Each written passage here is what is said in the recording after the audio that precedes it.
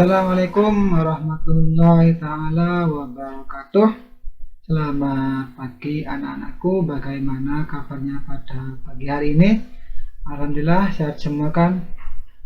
Baik, seperti biasa sebelum memulai pembelajaran pada pagi hari ini, marilah kita berdoa menurut keyakinan masing-masing agar ilmu yang kita dapat bermanfaat buat kita semua, dan juga marilah kita berdoa agar virus pandemi COVID-19 segera berakhir dan kita bisa berkumpul seperti biasanya atau bertatap muka dalam proses pembelajaran.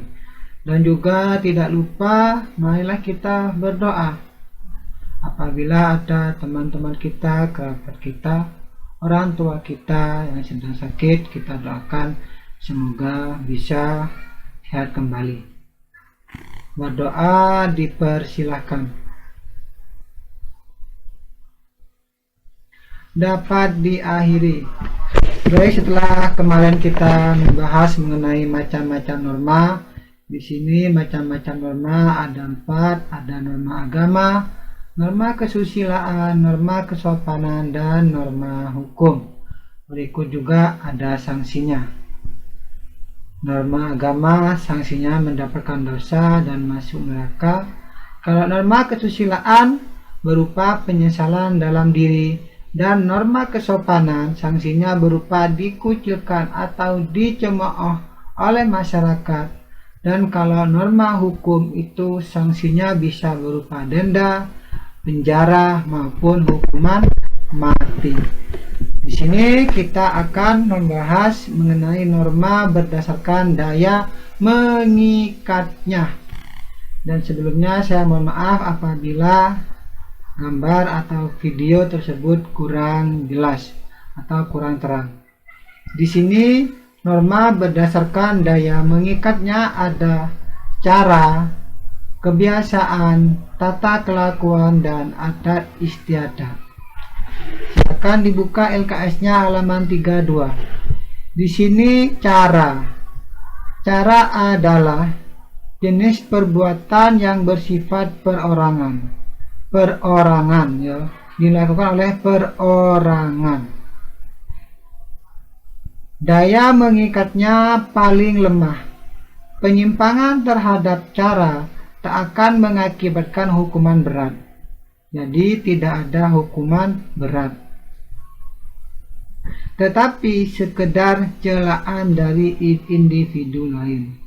Jadi apabila kalian melakukan atau cara, misalnya saja cara berpakaian yang kurang sopan, kurang baik, maupun cara bicara kita kurang baik, maka sanksinya itu bisa dikucilkan dalam masyarakat.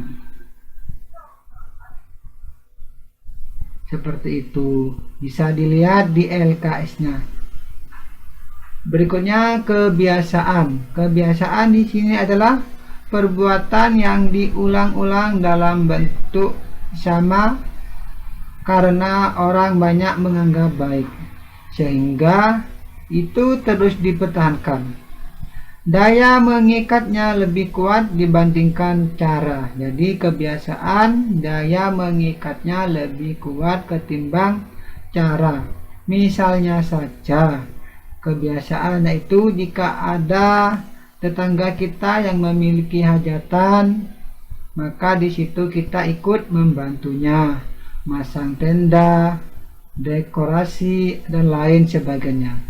Dan juga apabila ada tetangga kita yang meninggal, kita datang melayat, memandikan, menguburkan, dan juga kadang mengantarkan ke tempat peristirahatannya terakhir. Dan apabila kita melanggar itu, maka sanksinya itu berupa sindiran dari masyarakat. Misalnya kamu atau saya, ketika ada tetangga yang meninggal, saya malah di rumah sibuk dangdutan atau karaokean, apa yang akan terjadi? Maka di situ saya akan dirasani iku sopo wong ana tangga sing meninggal kok nggak ngelayat, malah sibuk dangdutan gitu. karena itu kan kebiasaan yang baik tapi tidak dilakukan sehingga dicemooh atau dikucilkan oleh masyarakat. Berikutnya tata kelakuan. Tata kelakuan adalah perilaku yang ditetapkan masyarakat sebagai perilaku yang baik dan diterima sebagai norma. Sebagai norma pengatur dan pengawas. Tata kelakuan berwujud paksaan dan larangan. Jadi tata kelakuan di sini berwujud paksaan dan larangan. Secara langsung menjadi alat agar anggota masyarakat menyesuaikan perbuatannya dengan tata kelakuan itu. Pelanggaran terhadap tata kelakuan tergolong berat seperti dikucilkan secara dari pergaulan. Salah satu contohnya adalah pelanggarannya yaitu ketika kita berpakaian sangat minim sampai ketok udele, jadi wong Jawa udele. Maka yang akan terjadi di situ kita bisa dicemooh, bahkan bisa diusir. Kenapa? Nah, kalau kita misalnya datang ke acara tausiah atau acara pengajian atau acara maulid nabi, terus kita pakai pakaian yang minim kalau yang perempuannya dan lain sebagainya, bisa saja kita diusir dalam masyarakat dan lain sebagainya. Tata kelakuan ini dianggap baik dan menjadi norma sebagai mengatur perilaku kita dalam masyarakat. Berikutnya adat. Adat ini adalah tata kelakuan yang turun-temurun sehingga kuat integritasnya dengan pola perilaku masyarakat. Kuat integritasnya dengan pola perilaku masyarakat. Misalnya saja di sini ada suatu daerah yang menggunakan hukum adat di Bunut. Hukum adat ini turun-temurun dari zaman nenek moyang kita dan berlaku sampai sekarang. Misalnya di Bunut, Akes masih menggunakan hukum adat.